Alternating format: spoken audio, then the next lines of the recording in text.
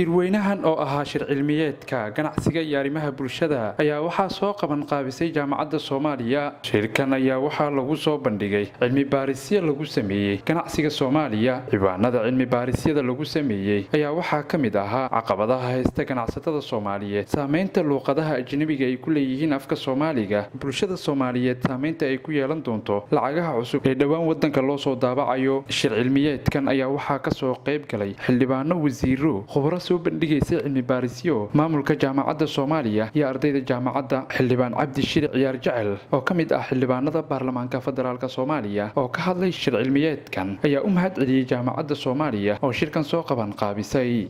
kaga mahadcelinayaa jaamacadda Soomaaliya anigu xiriir badan baan leenahay, marka qadarinta iyo qiimaha ay meelaha ay siiyeen waa uga mahadcelinayaa. Maanta waxaan codsanayaa marka jaamacadda Soomaaliya inay hormuud meelaha ay ka noqoto barnaamijka isaga sidii looga mid dhalin lahaa in afka iyaga hooyo oo ka qanisan afafka adduunka. wasiir dowlaha wasaaradda ganacsiga iyo warshadaha mudane Daahir Cabdi Cabdilaahi iyo wasiir ku-xigeenka wasaaradda maaliyadda Professor Cabdullaahi Sheekh Cali Qaloocow oo labadooda goobta ka hadlay ayaa sheegay inay muhiim tahay in la sameeyo cilmi baarisyo ku saabsan arrimaha ganacsiga wadankana uu u baahan yahay, una mahad celiyay jaamacadda Soomaaliya.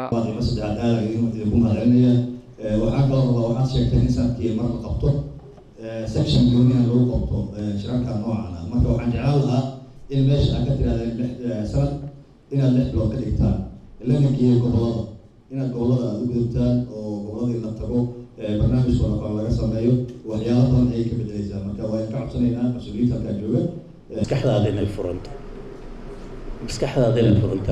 waxa keliya lagu furin karo waa research adaa iswada mooda macalinku kaalmo ah, adaa indexka sameyn, adaa wixii wax fikiraysaa. laakiin marka intaad masterate qaadato meesha iska taagnaato mechanical ataa labada xaqo macalinku kuu soo sheego tuugta gudoomiye ku-xigeenka jaamacadda ee dhinaca cilmi baarista Dr. Axmed Khadar Cabdi Jaamac ayaa ka warbixiyay muhiimadda shirkani uu leeyahay iyo ciwaanada lagu sameeyay cilmi baarisyada. maanta halkan waxaa u joognaa bandhig cilmiyeedkii koowaad ee ku saabsan maamulka iyo maareynta ganacsiga iyo cilmiga bulshada.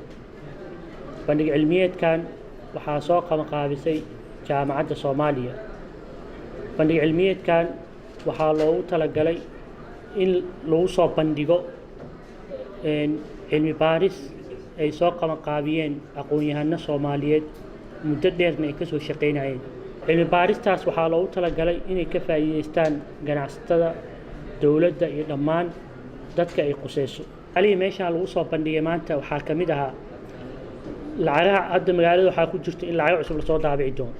maanta waxaa ka mid ahaa haddii lacag cusub la keeno saameynta ay yeelan karto, waxa loo yaqaano social economic saameynta ay ku yeelan doonto Soomaaliya. waxyaalihii looga hadlo waxaa ka mid ahaa saameynta luqadaha ajnabiga ay ku leeyihiin afka Soomaaliga.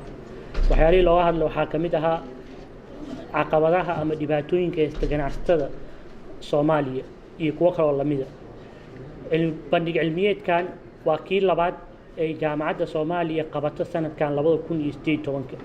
jaamacadda Soomaaliya oo ka mid ah jaamacadaha ugu waaweyn ee dalka ku yaala ayaa maalmahani dadaal dheeraad ah ku bixinayso sidii loo sameyn lahaa cilmi baarisyo xaqiiqda ku salaysan isla markaana looga faa'iideyn lahaa ummadda Soomaaliyeed. Cabdullaahi Maxamed, Jubbaland TV, Muqdisho.